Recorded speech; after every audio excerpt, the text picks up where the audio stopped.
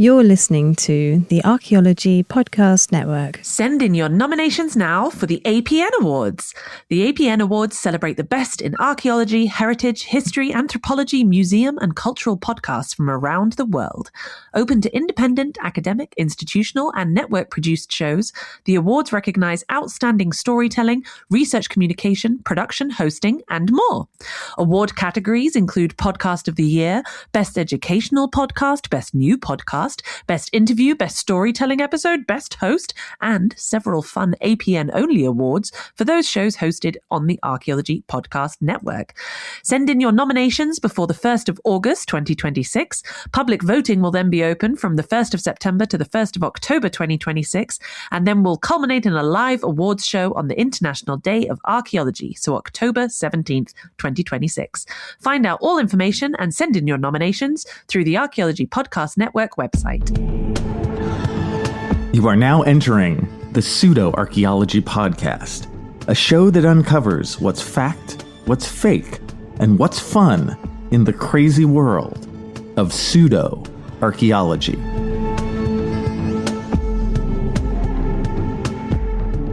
Well, hello, and welcome to the Pseudo-Archaeology Podcast, episode 188. I am your host, Dr. Andrew Kinkella, and tonight we check out the 1909 Grand Canyon hoax. Was it a hoax or not? It was probably a hoax.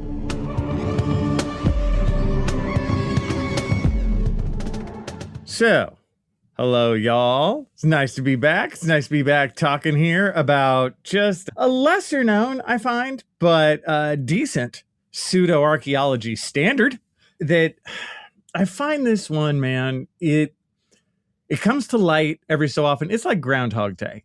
You know, is the groundhog going to show its head or not? And sometimes it does and sometimes it don't. And what I mean by that is I'll go a handful of years not really hearing this story, and then it'll just pop up and be really strong for like a month, and then it's gone again for a little while. It's just, you know, it's like a snake hidden in the bushes. You may see it and you may not. And actually, your life is better if you don't. So what am I talking about? I am talking about the not so famous, but not completely unknown 1909 Grand Canyon hoax. Is really what it's referred to. You know, more often they actually just tack the hoax on there. The setup of this, it's this idea that Egyptian artifacts were found in the Grand Canyon in 1909. That's the setup, right? And why? Why do we get this piece of foolishness that never dies? Well, we've talked about this on here so many times, my friends, that stories like this never die. And I don't find it a worthwhile use of our time to try and kill these stories, but I find it an amazingly good use of our time to have fun with them and joke with them forever and ever, right? Because, and this one, you know this one is going to be silly as hell. It's why you tuned in. You're like, I got to hear what kind of bullshit is in store for me right up in here, right? So this all stems from a newspaper article from, I believe it is the Arizona Gazette. Yes, I am right. The Arizona Gazette. And this actually came out on April 5th, 1909. And if you do some, not even that much of super sleuthing, some moderate sleuthing, you can find this. And so I had heard this enough where this had come up. I remember hearing it specifically on one of the episodes on the Joe Rogan podcast where they were talking about, you know, Egyptian artifacts in the Grand Canyon. And there was just no pushback. They were just talking about how incredible it is and what a cover up there was on this stuff. And as soon as I heard that, again, I must have heard that maybe 6 months ago or something. Yes, I've been sitting on this, my friends, which of course shows that I've been just spending my time trying to come up with the cover up because, you know, I fear for my life, you know, just telling you the truth about the Grand Canyon hoax. Oh my God, I said hoax. Anyway, This article comes out in 1909, right? And that is true. There is an actual article from 1909 in the Arizona Gazette, and it's titled Explorations in Grand Canyon, right? That's the deal. And it goes on to talk about exactly what you think. Now, I did something that I think most of the hucksters who are trying to sell this don't do, which is I read the original article, you guys, and that's going to be the main aspect of this podcast today. Let's go through the main article, right? Let's see what they're actually saying. And let's see why they're hanging their hat on this, right? What is there here? And of course, when you say that there's Egyptian artifacts in the Grand Canyon, that's just never going to die. And of course, since they never found anything after this article was printed, of course, they're going to be like, it was a cover up, right? And I will tell you guys, you can hear it in my voice. This is the most obvious, silliest piece of waste of time that I've seen in quite some time, right? This is obviously just yellow journalism. What yellow journalism is, they made this up. They made this up to sell newspapers. It has been debunked 46 million times. But I know you know that. And I may be exaggerating with 46 million. But let's look at this. Let's just start in and look at this article for a few minutes and have a little fun. So the article from, again, April 5th, 1909. So again, God, this is 117 years old. Damn. And so as we go through this article, it's funny. The sound of it, the sound of the writing, to me, it totally sounds like one of those announcers from like 1932. You know, like, watch, I'll read the first sentence to you. And I'll do it in that tone. Beware, I am not kidding. I am using the correct punctuation in this sentence. This sentence is frickin' long. So here we go. First sentence from Explorations in Grand Canyon. The latest news of the progress of the explorations of what is now regarded by scientists as not only the oldest archaeological discovery in the United States, but one of the most valuable in the world, which was mentioned some time ago in the Gazette, was brought to the city yesterday by G.E. Kincaid, the explorer who found the great underground citadel of the Grand Canyon during a trip from the Green River, Wyoming, down the Colorado in a wooden boat to Yuma several months ago. See? It's just, it asks to be written like that. And we can break down this first sentence. What they're saying is this guy, G.E. Kincaid, and I'm already laughing. So in this story, G.E. Kincaid is an explorer, right? That's I guess what he puts on his tax returns, explorer. And this idea that he, he's this explorer, he's cruising around the Grand Canyon, and he finds what they say is, quote, a great underground. So like a huge underground dugout, like cavern with multiple passageways and this kind of thing, as we'll see in a moment, right? That's what he said. And then he, after finding this, he's doing this during a very macho man trip down the Colorado River in a wooden boat, which is like freaking scary and insane. Unfortunately, this never happened. And first bit of why do we know this never happened? G.E. Kincaid does not exist as a human. I mean, look at the name. If you were going to make up a explorer name, put quotes on that, G.E. Kincaid. Totally. And I mean, the fact that it's so close to Andrew Kinkella, otherwise known as A.J. Kinkella, A.J. Kinkella, G.E. Kincaid, same person? Probably. Anyway, it goes on. And you guys, I won't do the whole article like that, but it's so much fun. Let's do the second sentence. Here we go. According to the story related to the Gazette by Mr. Kincaid, the archaeologists of the Smithsonian Institute, which is financing the expeditions, have made discoveries which almost conclusively prove that the race which inhabited this mysterious cavern, hewn in solid rock by human hands, was of Oriental origin, possibly from Egypt, tracing back to Ramses. See? Sentence number 2. And we're already in. We're throwing key terms out to make it sound like we're serious, right? We hear Smithsonian Institute. We're like, oh, damn, there's archaeologists from the Smithsonian Institute working on this.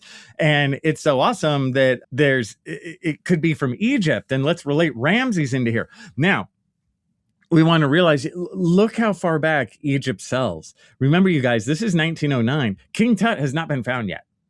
But even pre-King Tut, right, Egypt was just this awesome over-the-top thing that could sell newspapers. I mean, sentence number 3. If the theories are borne out by the translation of the tablets engraved with hieroglyphics, the mystery of the prehistoric peoples of North America, their ancient arts, and who they were and whence they came will be solved. Let's finish it off. Egypt and the Nile and Arizona and the Colorado will be linked by a historical chain running back to ages which staggers the wildest fancy of the fictionist. So, wow. I'm reading a newspaper. It's 1909. It's a slow Tuesday. And I'm like, damn, this story's pretty good. So we're off on our trip, right? We've set the stage. We have this explorer who's found this crazy thing. We've got an archaeologist from the Smithsonian Institute involved. Now, what have they found? Well, stay tuned, dear listener, because I will be right back with more. Hello and welcome back to the Pseudo Archaeology Podcast, episode 188, and we are talking about the 1909 Grand Canyon hoax. And we just set the scene, right, of what the story is going to be about. It's going to be about this explorer and actually an archaeologist who are just about to meet. And the two of them are, through the Smithsonian, are going to check out this long lost cave at the bottom of the Grand Canyon. That's not just a cave, it's like super huge. It's like a cavern with multiple like offshoots to it that we'll find. There's gonna be shrines in there. It's a mile underground. A mile underground? Really? It's pretty deep. So anyway, we hear now that the archaeologist, his name is Professor S.A. Jordan. And again, S.A. Jordan never existed, right?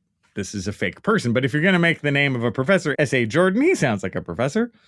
So we have him. He's part of the Smithsonian. And together they're telling us the story of what they found. Nearly a mile underground, and they say it's about 1,480 feet below the surface. What you find is throughout this article, they have these fake measurements that they just throw in to make it sound real. Well, I mean, it's 1,480 feet. Okay. Yeah, you measured that. But immediately they're like, there's like this long main passage that they went into. And then at the end of it, there's this like massive chamber. And from the chamber, they say, where is it? I think they say, quote, scores of passageways, right? Like there's scores of passageways like the spoke of a wheel. So you go down this main shaft, you get in a mile down, there's this massive open chamber, and then there's just so many passageways leading in all directions. Funnily enough, you know, if you think of modern Hollywood movies, and even not so modern ones, that have anything to do with Egypt or mummies or wild stories like this, they always have that deep underground main kind of opening with a million passageways. Every video game you play, you know, the setup is going to be like that. The ground of it is going to be like that, where, today on this video game, I'm going to go down passageway 3 and see what's up, right? And then each one has its own creative piece to it. So you can see just in the construction of the storytelling that it makes sense that they would say this. And unfortunately, it's totally fake. Oh, so he's telling us, dude, several hundred rooms have been discovered. The 1909 article, man, several hundred rooms. They're all reached by passageways, one of them having been explored for 854 feet and another for 634 feet. Again, you took time to measure this? And that's huge. And it's all under the ground. How long did it take to dig this, and how did they do it? Well, they actually found stuff that's never been known as native to the United States. Like they've found war weapons, copper instruments. Here it says, copper instruments, sharp-edged and hard as steel. Archaeology nerd me is going to have to cut in and say, copper is not as hard as steel. It actually really sucks in comparison to steel. But you see, you've got to throw the word copper in. They need their key terms. Oh, and they say that So just looking at these artifacts, they say, quote, and doubtless they had their origin in the Orient. Now, the word Orient, when you hear the word Orient, a lot of times people think that means China. And it kind of does, but not really. The Orient, when you use that term, it really means like the East, as opposed to the West. And we're talking OG West with a capital W, OG East with a capital E. So something like India is the Orient, if that makes sense, right? It's just anywhere east of, of like Rome, if you go way back. So then after this setup of like, hey, we found this huge opening, it's way down the shaft, and then there's passageways going everywhere, and we found all these artifacts. Then the article continues by breaking down like kind of what specifically the deal is. Like they kind of focus in on the artifacts themselves and what else they found. First, they do talk about Kincaid and quote, Mr. Kincaid was the first white child born in Idaho and has been an explorer and hunter all his life, 30 years having been in the service of the Smithsonian Institute.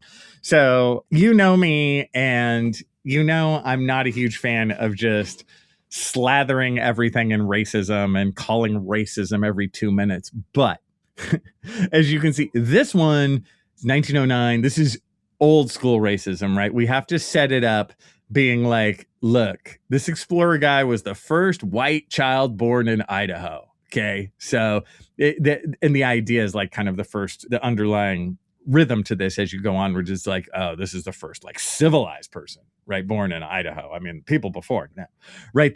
So there is that feel of that throughout this, they're going to go there. They continue on.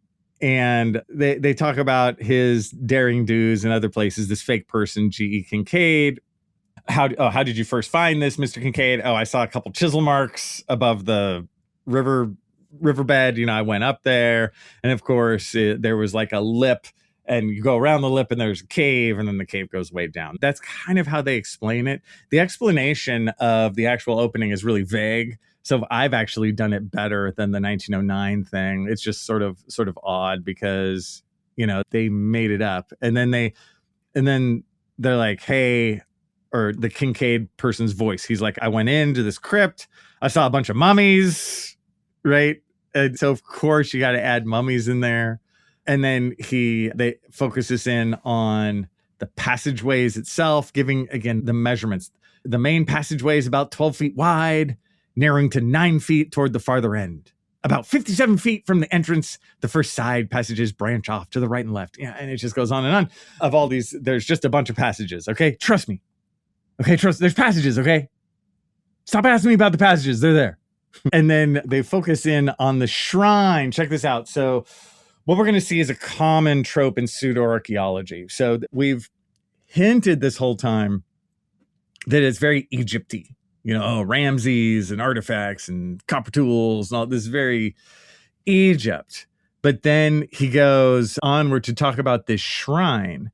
And he goes, over 100 feet from the entrance is the cross hall, several hundred feet long, in which are found the idol or image of the people's god, sitting cross-legged with a lotus flower or lily in each hand. Now we've immediately switched to India stuff. The next sentence, he says, the quote is, the idol almost resembles Buddha. You don't say. So this is now a pastiche, very common in pseudo-archaeology, right? We're just going to throw everything at you and hopefully one or two things stick. So we're not even pure Egypt anymore. We're now the Buddha. And it's not because we're just faking it. It's because this place is so awesome that it comes from all those places. See, how often have we heard that any version of ancient super civilization thing, right? Graham Hancock would be proud. This is of this, like, just smorgasbord of silliness. Then he continues on. He talks about, like, around the Buddha, there's these different idols, Do I care? No. Do you care? No. You get it. You can fill this. You can write this right now, you guys. You can be like, ooh, one of the idols looked evil and one of the idols on the other side looked good. I just actually pulled that out of my ass right at this minute. but I see they wrote that later on in here. So like, yeah. Oh, there's a little indicator of there's some other kind of mystery metal in here, some sort of slag or ore, otherwise unknown. Of course, you got to throw in that. Oh, they touch on pottery. See? Every archaeology site needs pottery. So they're going down the checklist, right? The checklist, we got passageways, it's hidden. Now we got a shrine. We got these various artifacts. There's a religious thing with the Buddha. Now we got pottery, right? And then talks about what the pots are like. Enameled ware, glazed vessels, copper vessels. Okay. A rehash of the metal. Somehow it resembles platinum. Of course it does. Because if it resembled gold, that would be lame. Onward, you tell me. What haven't we talked about yet? What still needs to be covered on our checklist of ancient super civilizations? Let me tell you. Some type of writing. So there's a part now on hieroglyphics. And guess what? The hieroglyphics are indeed, quote, mysterious. No, you don't say. You don't say.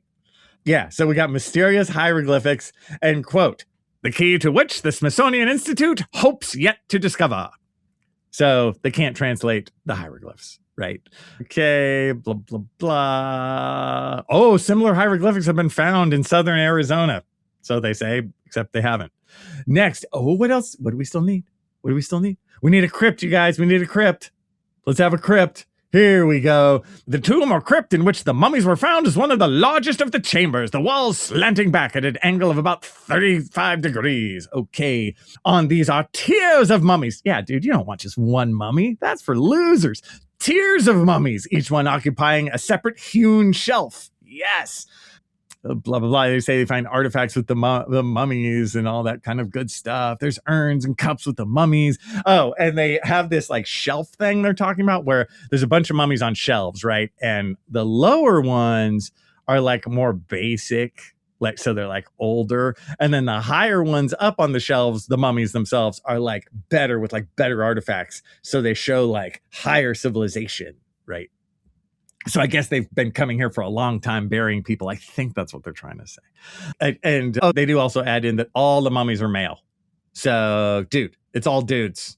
It's a sausage fest down here in the Arizona Grand Canyon 1909 hoax. And with that, you know what? It's a good time for a break. Let's have a break. I'll see you in a minute.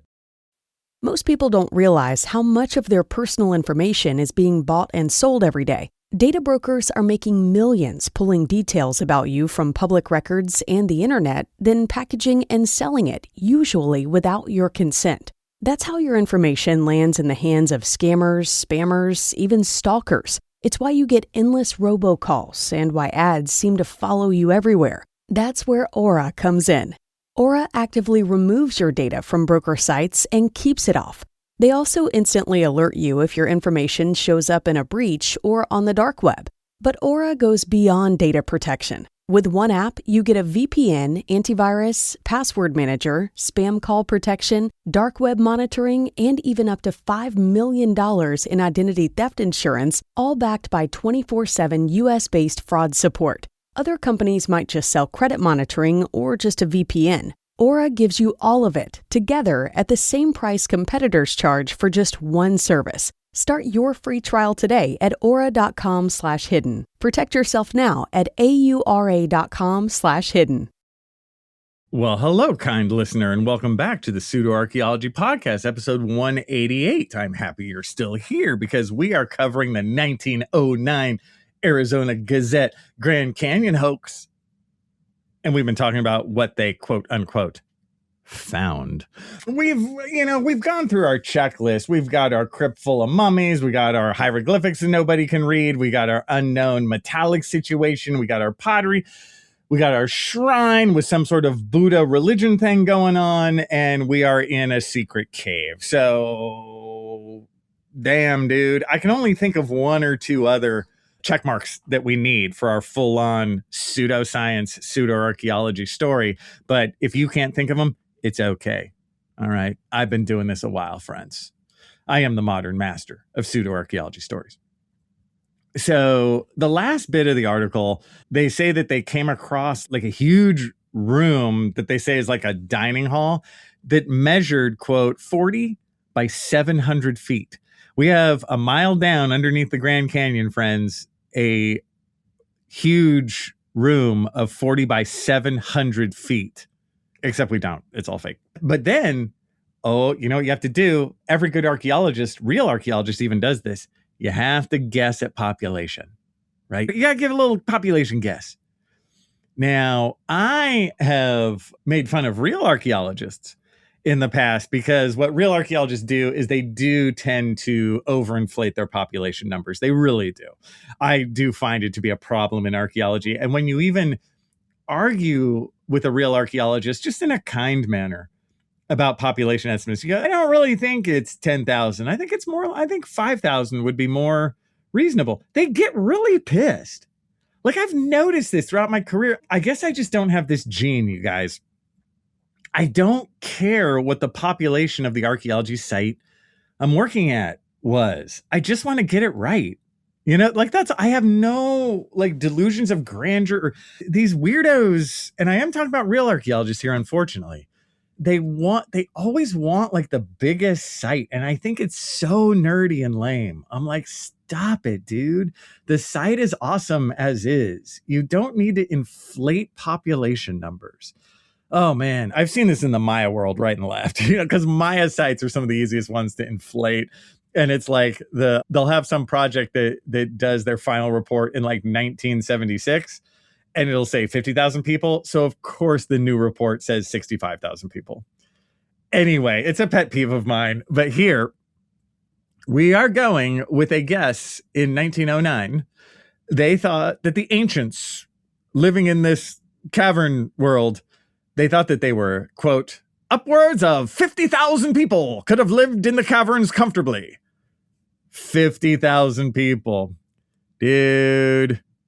Come on, man. But see, right, they're just writing a story for fun. You're the Arizona Gazette, dude. It's 1909. Realize, I mean, World War I hasn't even happened yet. Isn't that wild? I believe 1909, is Teddy Roosevelt president right now? It's right in there. So anyway, right, we're taking us back to, and this is really Arizona. This is really kind of Wild West situation right at that time. So you're out in the boonies in the desert. You want a good story. Yeah, 50,000 people could have lived there. Yeah, okay, whatever, right?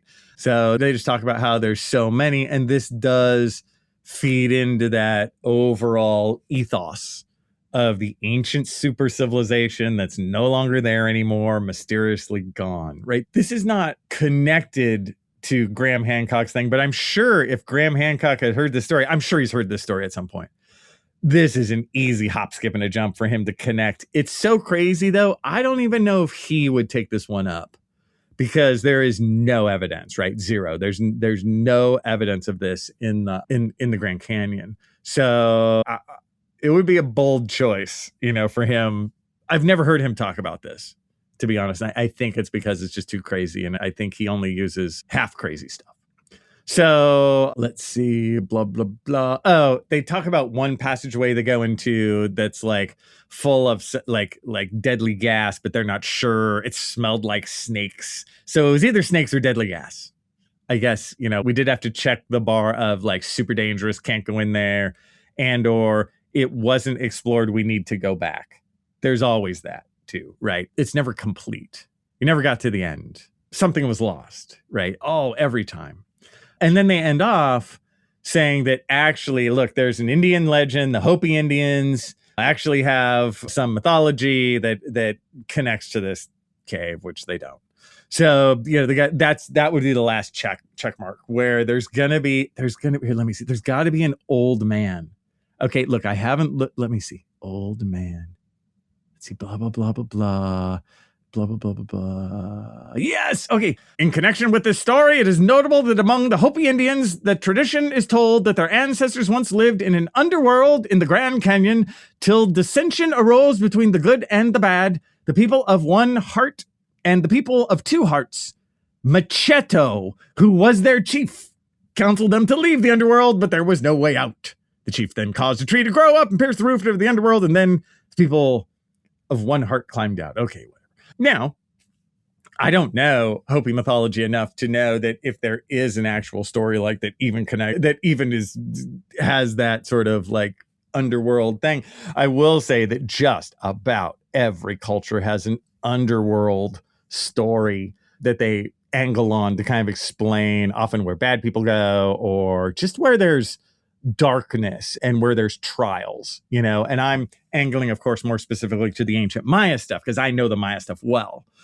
And the Hopi do have some connections to Central America. So this might be like a bastardization of some sort of real mythology, but it doesn't matter, right? They're just connecting it to this fake story.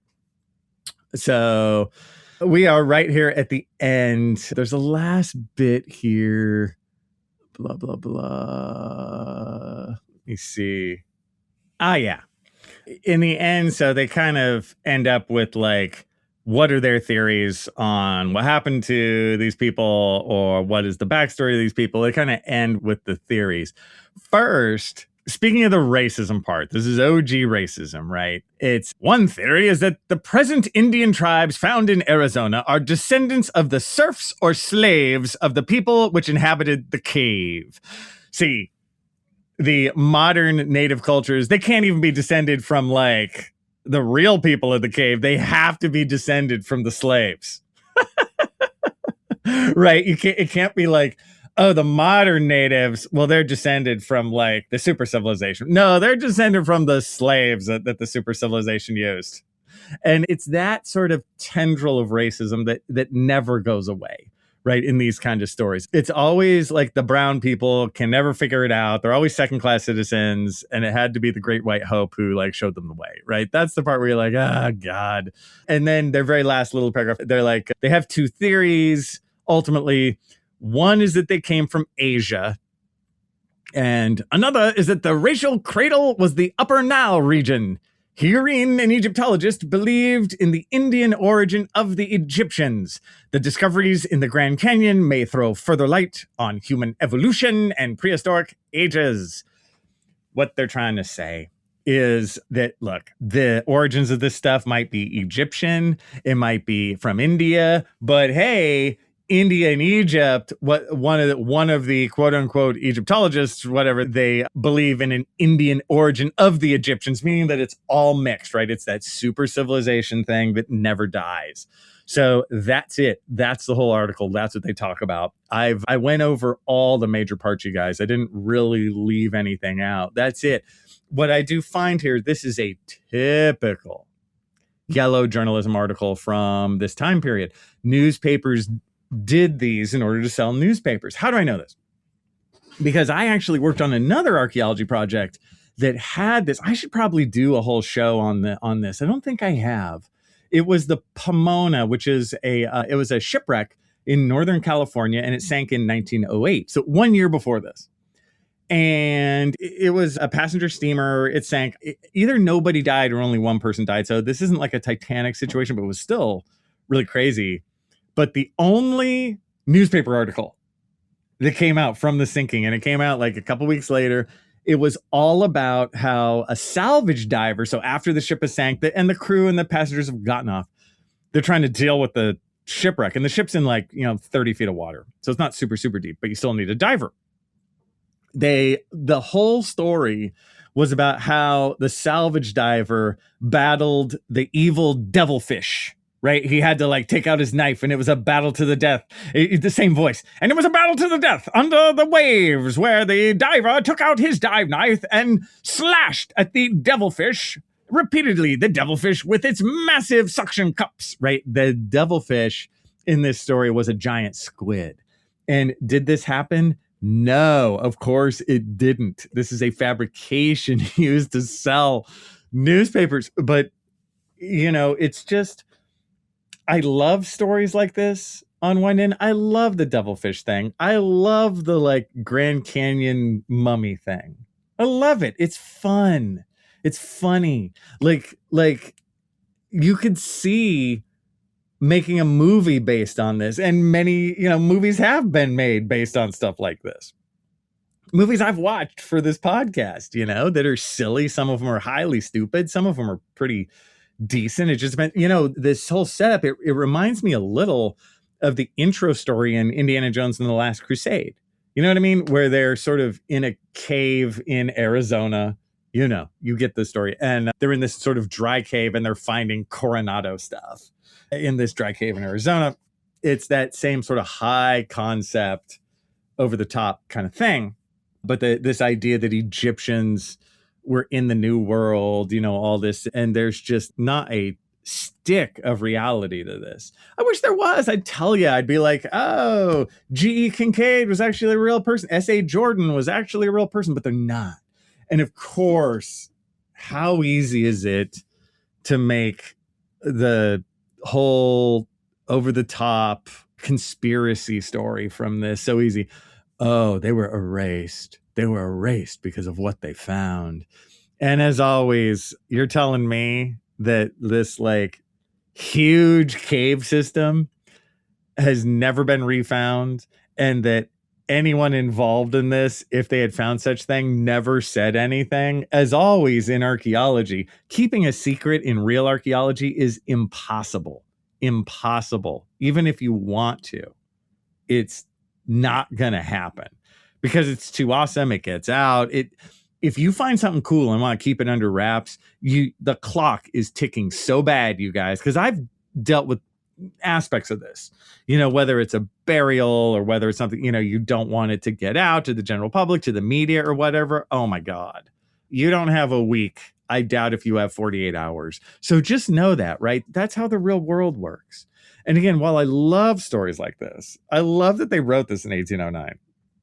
It's just fun, but it's totally fake. And we have to be grown-ups and not go, I don't know. Could it be true? No, it's fake as shit, but it's hilarious and fun. Have a little fun and stop being so serious. And with that, I'll talk to you guys next time. Thanks for listening to the Pseudo Archaeology Podcast. Please like and subscribe wherever you like and subscribe. And if you have questions for me, Dr. Andrew Kinkella, feel free to reach out using the links below or go to my YouTube channel, Kinkella Teaches Archaeology. See you guys next time. Thanks for listening to this podcast. The Archaeology Podcast Network's chief editor is Rachel Roden. Our executive producer is Ashley Airy. Our social media and newsletter coordinator is Matilda Siebrecht. The APN was founded by Chris Webster and Tristan Boyle on December 1st, 2014. We're supported by our amazing podcast hosts, many volunteers, and listeners like you. Check out membership at www.archpodnet.com/members. This has been a presentation of the Archaeology Podcast Network. Visit us on the web for show notes and other podcasts at www.archpodnet.com. Contact us at chris@archaeologypodcastnetwork.com.